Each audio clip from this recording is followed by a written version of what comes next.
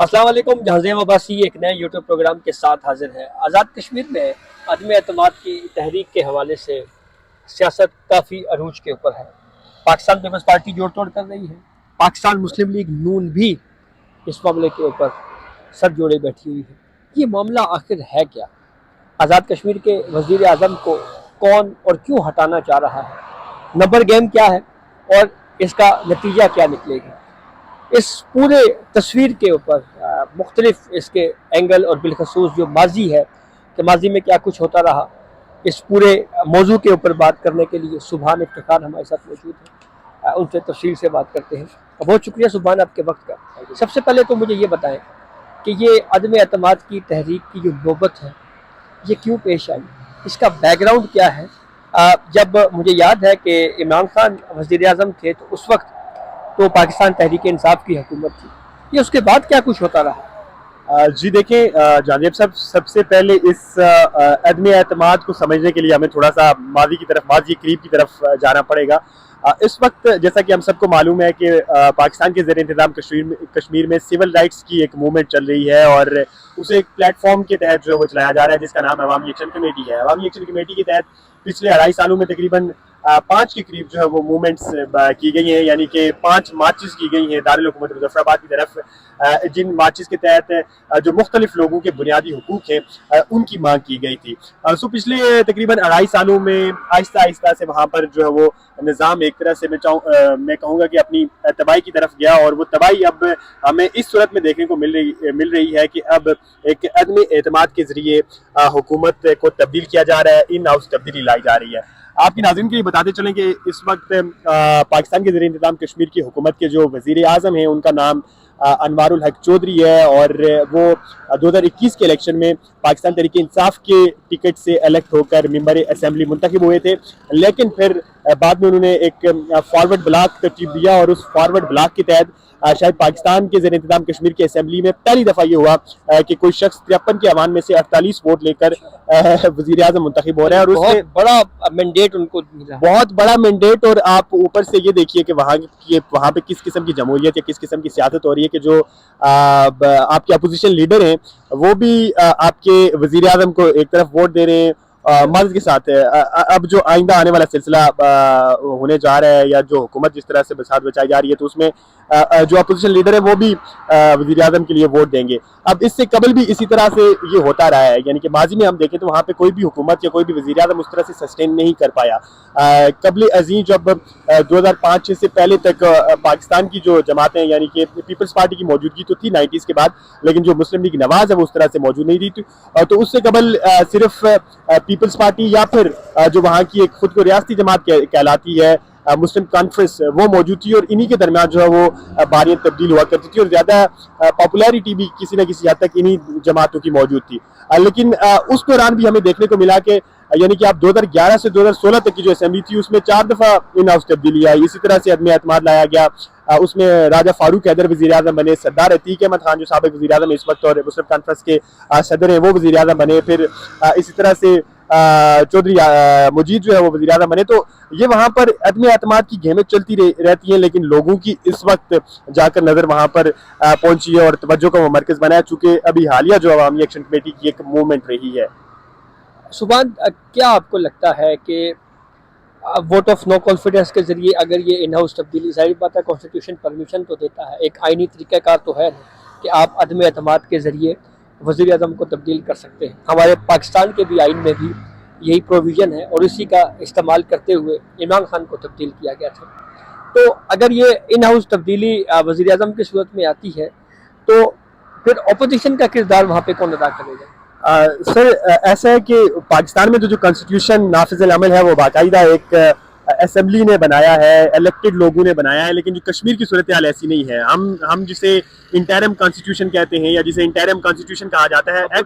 अबूरी आइन जिसे कहा जा रहा है, एक्ट 74 है, और वो उस वक्त 1974 के जो पाकिस्तान के चीफ एग्जीक्यूटिव थे उनके एक सिग्नेचर से एक कानूनी दस्तावेज जो है वो कश्मीर के लोगों पर नाफिज अमल की गई, और उससे बाद में जो है वो इंटरिम कॉन्स्टिट्यूशन का नाम दे दिया गया। तो जो इंटरिम कॉन्स्टिट्यूशन है, चूंकि एक मसला वहां पर मौजूद है अपनी जगह, मसला जम्मू कश्मीर, उसके होते हुए आप पूरी तरह से आइन तो वहां पे नाफिज नहीं कर सकते, लेकिन जो इंटरिम कॉन्स्टिट्यूशन है वो भी कोई लोगों की मनमर्जी से नहीं बना हुआ, यानी कि जो इलेक्टेड पीपल हैं उन्होंने नहीं बनाया हुआ, बल्कि वो पाकिस्तान के उस वक्त के वजीर आजम के एक जो है वो दस्तखत से बनाया गया एक कानूनी दस्तावेज थी जो नाफिज अमल किया गया, और बाद में उसने इंटरिम कॉन्स्टिट्यूशन की शक्ल इख्तियार की। भुट्टो उस वक्त जुल्फिकार अली भुट्टो जो है वो वजीर आजम थे, और बाद में उसी को ही उस कानूनी दस्तावेज को एक्ट 74 को इंटरिम कॉन्स्टिट्यूशन का नाम दे दिया गया। इस इंटरिम कॉन्स्टिट्यूशन में अपने आप में बहुत ज्यादा खामियां हैं, और बाज जो नकाद है वो इसे यानी कि उस कानूनी दौर से तशबीह देते हैं कि ये महज इस सिस्टम को एक चलाने के लिए निज़ाम रखा हुआ है जिसके तहत आम लोगों को फायदा नहीं हो रहा। आर्जी बंदोबस्त से भी गई गुजरी चीज है जिससे आम लोगों का कोई फायदा नहीं है। आप ये देख लीजिए कि मैं अगर आपको 2021 और इस वक्त की अगर असेंबली की सूरत हाल बताऊं, तो जब 2021 में इलेक्शन हुए तो उस वक्त इमरान खान की जो पार्टी है PTI जिसने गवर्नमेंट बनाई थी उसकी सीटें थी 32, पीपल्स पार्टी ने सीटें जीती थी 12, PMLN ने जीती थी 7, और इसी तरह से मुस्लिम कॉन्फ्रेंस और जम्मू कश्मीर पीपल्स पार्टी ने एक सीट जीती थी। तो ओवरऑल ये 53 का 53 का ऐवान है, तो इसमें से 32 की अक्सरियत जो PTI के पास मौजूद थी, तो उन्होंने अपनी हुकूमत बना ली। उससे थोड़े ही अरसे बाद जो PTI को ख्याल आता है कि हमारा वज़ीर आज़म ठीक नहीं है, तो उन्होंने अपने तेज जो वहाँ पे इसी तरह से एक आईनी तरीक़ेकार के तहत जो वहाँ का आइन है उसके तहत नो कॉन्फिडेंस मोशन लाया, और सरदार न्याज़ी ने अपने ही वज़ीर आज़म के खिलाफ वोट ऑफ नो कॉन्फिडेंस लेके आई, अपने ही वज़ीर आज़म को कश्मीर में तब्दील किया, और उन्हें सरदार अब्दुल क़य्यूम न्याज़ी को उतार कर सरदार तनवीर इलियास को जो है वो वज़ारत उज़्मा का कलमदान उन्हें दिया, उन्हें सौंपा गया। और उसके बाद इससे भी बड़ा, चले ये तो पीपल्स पार्टी ने किया, माज़ी के साथ PTI ने किया, लेकिन इसके बाद ड्रामा देखें कि वहाँ असेंबली में क्या हो रहा है कि ये जो मौजूदा वज़ीर आज़म है अनवारुल हक, इनके पास जानिब साहब 48 वोट हैं। आप तस्वर कर सकते हैं कि मुल्क 53 के ऐवान में 48 वोट है, यानी कि अक्सरियत रखते हैं, ये अक्सरियत रखते हैं। और इस वक्त भी जब इन्हें चलता किया जा रहा है, और उस चलते किए जाने की जो बुनियादी वजह भी है वो यही है कि इस वक्त सिस्टम का जो एतमाद है, सिस्टम वो जो सिस्टम समझा जाता है इस मुल्क में जो इख्तियार का मंबा है, मैं उसके मुतालिक बात कर रहा हूँ। सिस्टम का एतमाद जो है वो अनवारुल हक खो चुके हैं। वो वज़ीर आज़म भी सिस्टम के ही थे, और वो बाकायदा तौर पर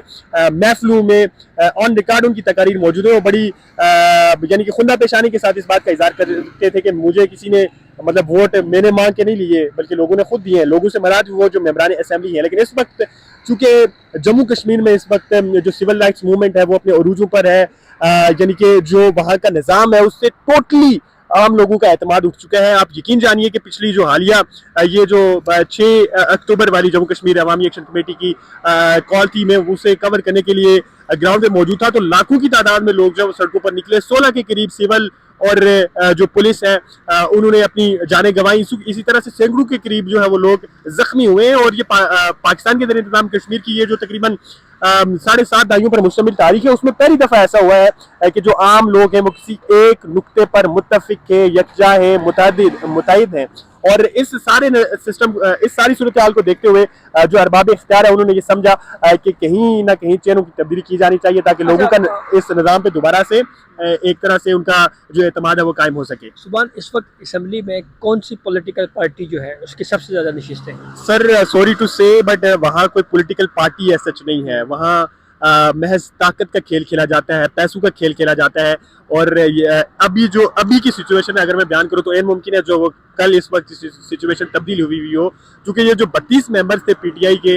इन्होंने वोट जो है वो PTI के नाम पे लिया, इमरान खान के नाम पे लिया अपने वोटर्स से। और वोट लेने के बाद वो उन्होंने वहाँ पर एक फॉरवर्ड ब्लॉक जो है वो तश्कील दे दिया। उस फॉरवर्ड ब्लॉक के तहत पे फ्लोर क्रॉसिंग पे पाबंदी भी नहीं, फ्लोर क्रॉसिंग पे पाबंदी है, लेकिन जिस तरह से डिस्क्वालिफिकेशन नहीं है, और जिस तरह से एक सख्त प्रोविजंस आइन की यहाँ कॉन्स्टिट्यूशन की पाकिस्तान में नाफिज अमल है, इस तरह का वहाँ सीन नहीं है। अगर वहाँ पे अगर मौजूद हो तो आप ये देख लीजिए। मैं तो थोड़ा सा अपने नाज़रीन को भी समझाते हैं। फर्ज करें एक मेंबर है वो PTI के टिकट के ऊपर इलेक्शन लड़ा, इलेक्शन जीत गया PTI से, PTI का MLA बन गया वहाँ पे। अब अगर वो फ्लोर क्रॉस करके मुस्लिम लीग नून की तरफ जाता है या फॉरवर्ड ब्लॉक बुलाता है तो उस पर डिस्क्वालिफिकेशन होती है या क्या उस पे आपका वहाँ का लॉ क्या कहता है? सर मुझे अगर मैं आपको समझा सकूं तो ये जो कॉन्स्टिट्यूशन की प्रोविजन है वो पूरी तरह से कुछ डिस्क्राइब ही नहीं करती डिस्क्वालिफिकेशन के हवाले से, और फिर उल्टा जो है वो तहफ़्फ़ुज़ फराहम किया जाता है जितने भी फ्लोर क्रॉसिंग करते हैं, चूंकि एक जो एक मखसूस नंबर ऑफ ग्रुप्स है वो जब इकट्ठे हो जाते हैं एक फॉरवर्ड ब्लॉक की शक्ल इख्तियार कर लेते हैं, तो उसके बाद उन्हें यानी ना डिस्क्वालीफाई तो करने का वहाँ पे ऑप्शन ही नहीं मौजूद, लेकिन जो और कोई कानूनी कार्रवाई अमल में लाई जा सके वो भी नहीं की जाती। अभी की जो सूरत हाल है, यानी कि आप इसका अंदाजा ये लगाएंगे, पीटीआई ने 2021 में 32 सीटें ली थी ऐवान में, तो अभी पीटीआई की 5 सीटें रह गई हैं। 32 में से 25 लोग जो है वो पीटीआई को छोड़कर दूसरी जमातों में चले गए हैं। उनमें से कुछ लोग नून लीग को प्यारे हो गए और कुछ लोग पीपल्स पार्टी को प्यारे हो गए। तो ये लोग पहले आए इन्हीं पार्टियों में से थे। ये वैसे आए भी इन्हीं पार्टियों में से थे। इनमें से अक्सरियती लोग जो थी जहाँ की खाक पहुंचा वहीं खमीर इसी तरह का कुछ वो है शेर। और वैसे ये भी एक हकीकत है कि वहां पे जितनी भी पार्टियां बनाई गई, किंग पार्टी जितनी भी बनाई गई, चाहे वो नून लीग हो, पीपल्स पार्टी के साथ पीटीआई हो, ये हमारे सामने ये पार्टियां बनी है। चले इनसे जो पहले की पार्टियां हैं उनके वो तो हमारे सामने नहीं बनी, लेकिन ये नून लीग, मुस्लिम लीग नवाज और पीटीआई जो है ये 2016 में मुस्लिम लीग नवाज वहां पर बाकायदा तरीके से जो है वो मर्ज वजूद में आई और उसने इलेक्शन कंटेस्ट किया। ये बताएं कि नंबर गेम आपको क्या लग रही है इस वक्त, क्योंकि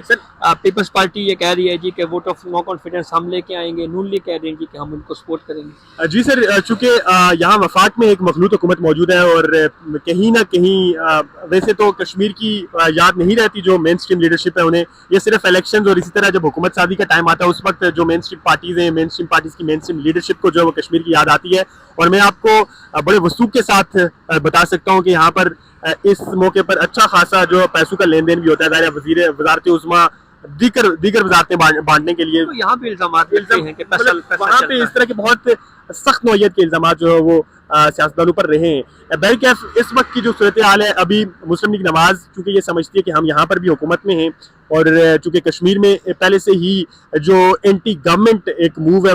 या फिर एंटी गवर्नमेंट सेंटीमेंट है, इस निज़ाम के खिलाफ जो एक किस्म की सोच है वो बहुत ज़्यादा उरूज पर है। इस वजह से नून लीग ये समझती है कि हमें थोड़ा सा इस हुकूमत से पीछे हटकर अपनी जो इमेज है उसे दोबारा से बहाल करना चाहिए, चूँकि आइंदा जो आने वाला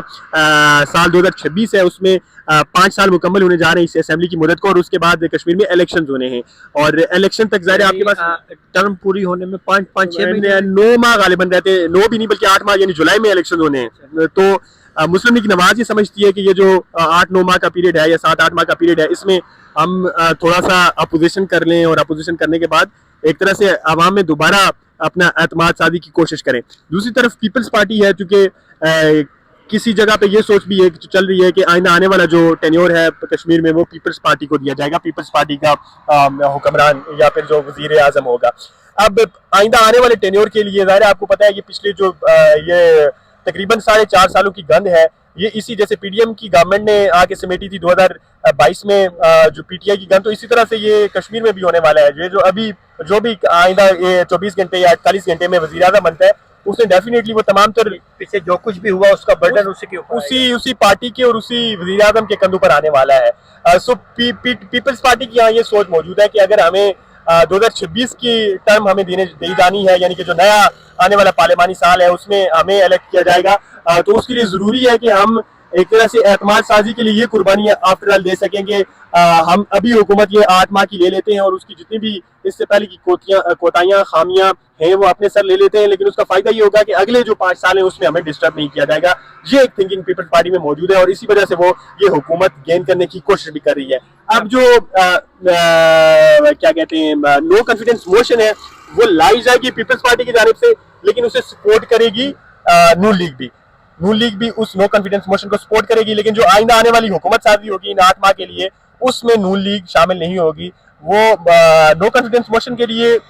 वोट देगी, वज़ारत उज़्मा के इलेक्शन के लिए भी वोट देगी इस वक्त तक की इतलात के मुताबिक, लेकिन हुकूमत में शरीक नहीं होगी। ये नून लीग का फैसला है। और अभी वो जैसे यहाँ पे पीपल्स पार्टी जो है हुकूमत का हिस्सा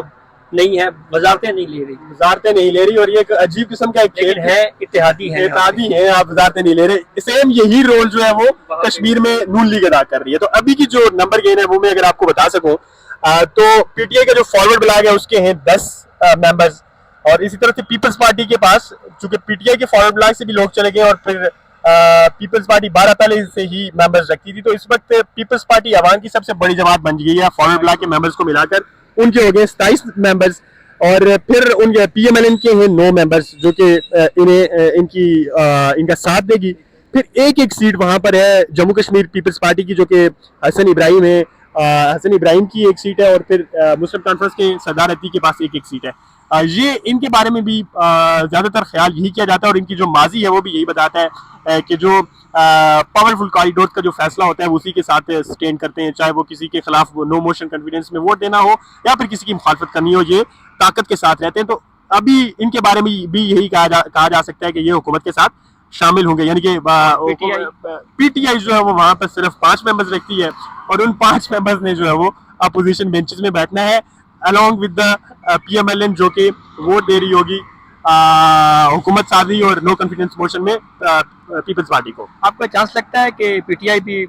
साथ दे सकती है नॉन पीपल्स पार्टी? नहीं, अभी जो एक्चुअली जो पीटीआई के मदद के साथ जो गिने चुने 5 मेंबर्स रह गए हैं, उनमें से एक ख्वाजा फारूक हैं, एक कयूम खान न्याजी हैं, इस तरह से 3 मेंबर्स और हैं जो टोटल पीटीआई, उनमें एक वो गुजर हैं, मैं नाम माजर के साथ उनका बोल रहा हूँ, जो कि माजिन के रिश्तों में से हैं। तो ये वो 5 लोग हैं जो एक तरह से आप कह सकते हैं कि या फिर नजरियाती किसी हद तक वर्कर हैं पीटीआई के, या फिर इन पर जो वो पीटीआई की जानिब से इतनी ज्यादा नवाजी की गई थी कि आप ये किसी मुंह से दूसरी पार्टी को वोट दे नहीं सकते। तो ये 5 वोट जो पीटीआई के पास से आएंगे। आखिर में ये बताएं कि अनवारुल हक के खिलाफ आपके ख्याल में वोट ऑफ नो कॉन्फिडेंस आपको कामयाब होती हुई नजर आ रही है? सर, ये अभी इस वक्त जो है वो मुख्तलिफ खबरें सामने आ रही हैं, चूंकि बाज़ लोगों का ये ख्याल है कि जो